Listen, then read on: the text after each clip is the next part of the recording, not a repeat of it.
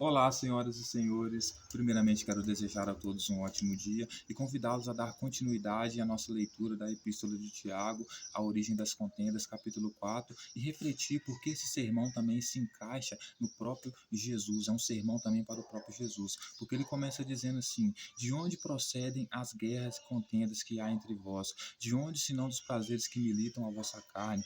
Cobiçais e nada tendes, matais e invejais e nada podeis obter, viveis a lutar e a fazer guerras. Nada tendes porque não pedis. Pedis e não recebeis porque pedis mal, para esbanjardes em vossos prazeres. Então, exatamente o que Jesus fez, né? Porque ele vai dizer que a guerra e as contendas da comunidade, elas existem por causa dos prazeres que militam na carne deles, né? Ou seja, o desejo excessivo que tem dentro deles. Então, ou seja, vocês estão brigando e vocês estão tendo guerras por causa do desejo que milita dentro da carne de vocês, o desejo que ultrapassa a vontade e a sanidade dentro de vocês. Então, vocês cobiçam e nada tendes. Ou seja, Jesus também cobiçou e nada teve. Jesus cobiçou um reino, cobiçou um, o lugar das autoridades, e porque ele cobiçou, ele não teve, morreu antes da hora sem ter o que ele cobiçava, né?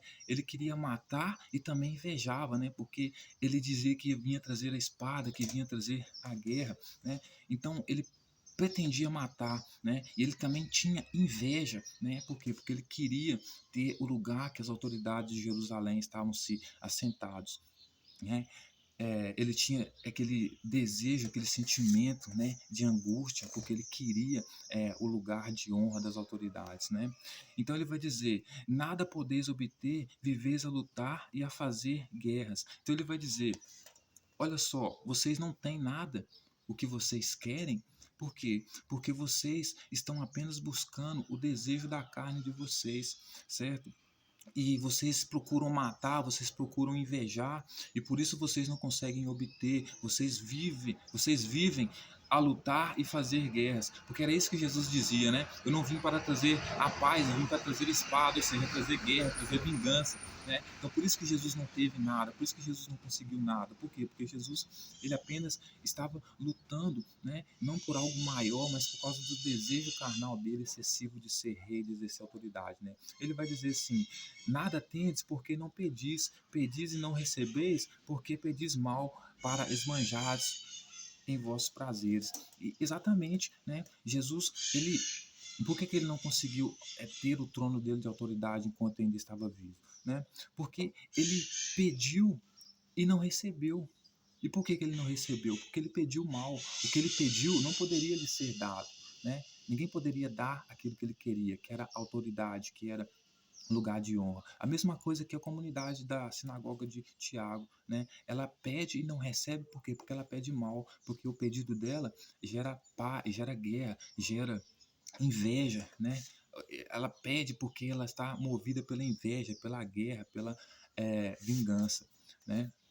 Tudo isso para que satisfazer os desejos da carne dela. Porque se você quer um lugar de autoridade, você quer sentar em um lugar de autoridade, um lugar de honra, ser rei, é porque você está querendo esbanjar os desejos da carne de vocês, né? Que era exatamente o que Jesus fazia também, e a comunidade de Tiago aqui também faz. Ele vai dizer: infiéis, não compreendeis que a amizade do mundo é inimiga de Deus? Aquele, pois, que quiser ser amigo do mundo, institui-se amigo de Deus. Então ele vai dizer assim: pessoal, se vocês quiserem ser amigos do mundo, vocês vão ser inimigos de Deus, porque ou vocês escolhem, ou vocês ficam do lado de Deus, ou vocês ficam do lado do mundo, porque dos dois lados não dá.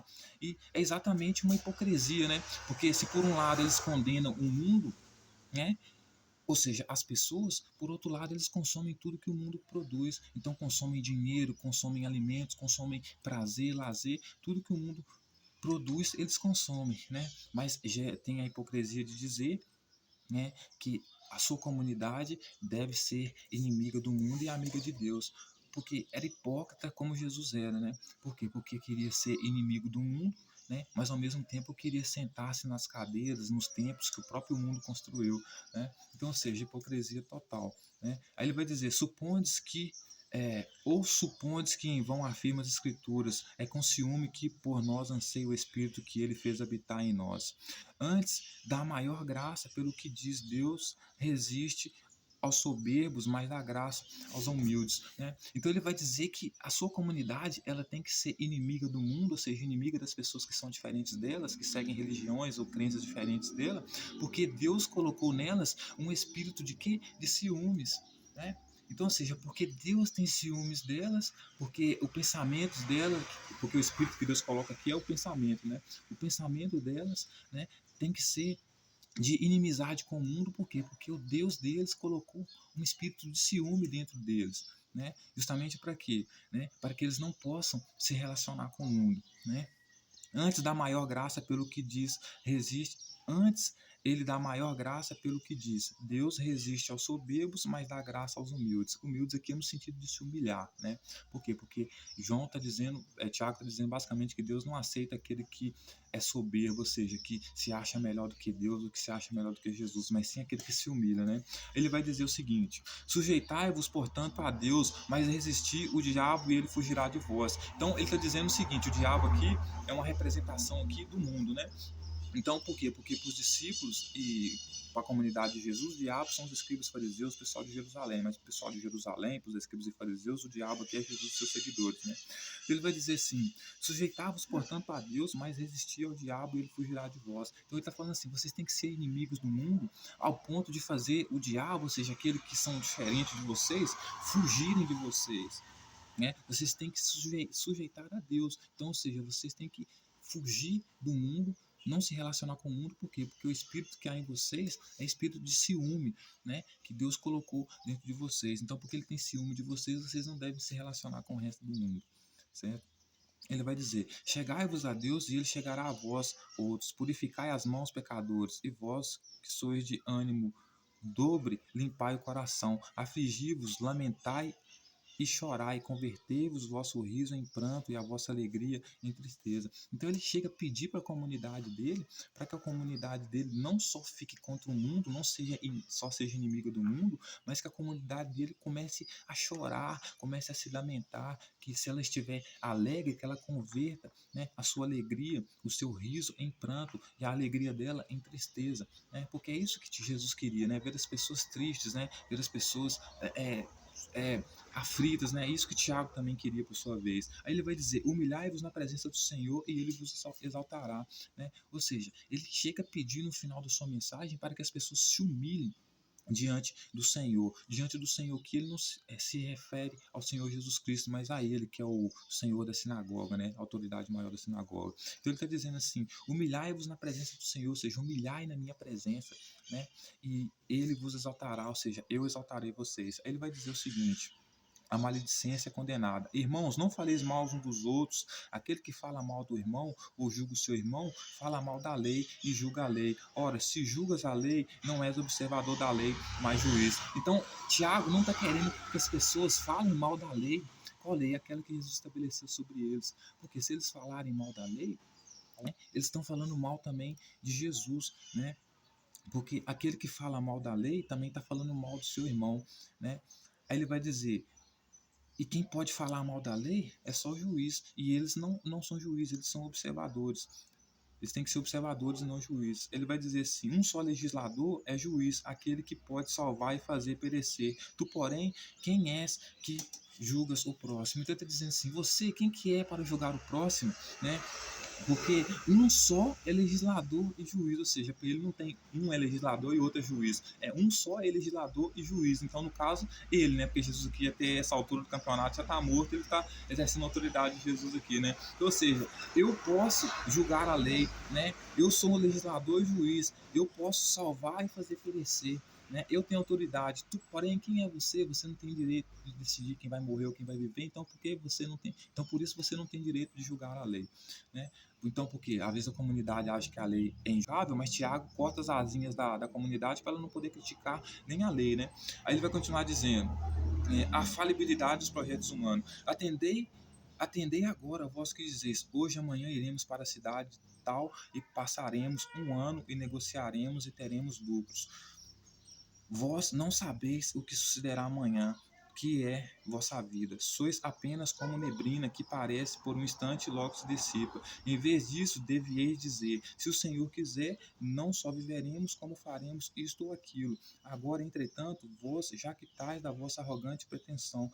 Toda jactância semelhante é maligna. Portanto, aquele que sabe o que deve fazer o bem e não faz, nisso está pecando. Então, Tiago está dizendo para a comunidade dele, que a comunidade dele não deve falar entre si, falar entre ela, que vai para uma cidade tal, uma cidade X, a fim de tentar enriquecer, né, ou ter lucros, né, quando estiverem negociando. Porque, segundo Tiago, eles não sabem o que vai suceder com a vida deles amanhã, né? Até porque Tiago que sabe o que vai acontecer com a vida deles amanhã, porque Tiago é autoridade sobre eles, né? Tiago que tem o juízo para saber, que é o juiz para saber quem que vai ordenar, quem vai perecer, quem que vai viver, né?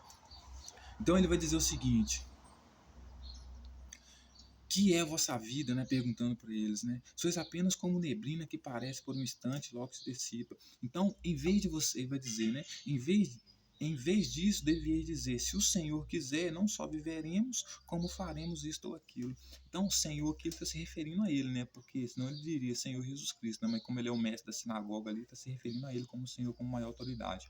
Pedindo para a sua comunidade, para que a sua comunidade não vá tentar enriquecer, não vá buscar autonomia, porque, segundo ele, quem quem vai decidir isso é ele, porque o Senhor da vida dessas pessoas é ele. Então, em vez de dizer se o Senhor, em vez de dizer que eles vão para a cidade enriquecer ou negociar, eles devem dizer que se o Senhor quiser, ou seja, se Tiago quiser, né, eles não só viverão, né, como também farão isto ou aquilo. Agora aí ele vai dizer: agora, entretanto, vós já quitais as vossas arrogantes pretensões. Então, ou seja, vocês estão se gabando, vocês estão se vangloriando pelo fato de vocês dizerem que vão sair da cidade para outra cidade, enriquecer, etc. e tal.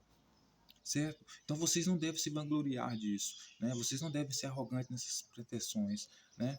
Porque se vocês forem arrogantes, vocês agirem com jactância, é, toda a sua jactância é semelhante a essa, é maligna. Aí ele vai dizer: portanto, aquele que sabe que deve fazer bem e não faz, nisso está pecando. Então ele está dizendo o seguinte: se você sabe que tem que fazer o bem, ou seja, você sabe que tem que pedir autoridade para mim, para poder ir numa cidade, negociar com alguém, para enriquecer. Você sabe que tem que pedir autoridade para mim. Fazer o bem é isso. E você não faz, então você está pecando. Então, ou seja, Tiago, ele se coloca como uma autoridade radical, extrema, né? Assim como Jesus, né?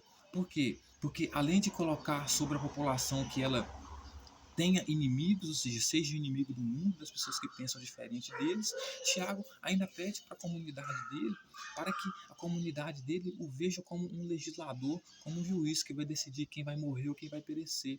Tanto que a vida deles deve ser completamente controlada por Tiago. Então, antes deles dizerem que vai para um lugar vender alguma coisa para enriquecer, para ter alguma coisa a mais, eles devem pedir autoridade para Tiago, né? Porque é Tiago que vai decidir se eles podem viver ou não, e não só viver ou não, mas poder sair da própria cidade para negociar, conseguir autonomia, vencer na vida nesse sentido e conseguir ter algo maior ou melhor.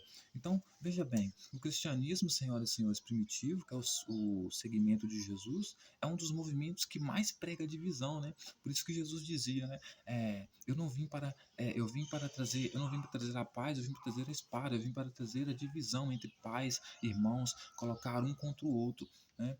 E justamente por quê? Porque tratava as pessoas que pensavam diferentes dele como pessoas do mundo, como o diabo, né? Enquanto por outro lado agia com hipocrisia, por quê? Porque não conversava com as pessoas que eram do mundo, mas se utilizava das coisas que as pessoas que estavam no mundo produziam. Então, ou seja, não se relaciona com o mundo, mas consome o que o mundo produz, né?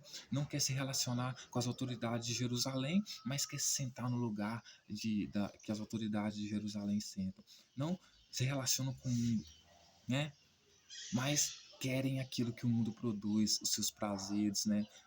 Tudo que o mundo produz, né? Então, senhoras e senhores, é uma hipocrisia total, né? Além de um autoritarismo total, né? O que nós devemos entender é que Deus existe de fato, mas o Deus que existe, na verdade, não é nem um Deus, é uma deusa. Por quê? Porque é a nossa mãe natureza, a nossa mãe terra, que nos trouxe, que nos criou. Né? Então, a ela que devemos reverência, a ela que devemos amor. Né? Então, nós somos como pequenas células na natureza. Né? Se nós não estivermos bem entre nós, não estaremos bem com a nossa deusa, a natureza, Pachamama.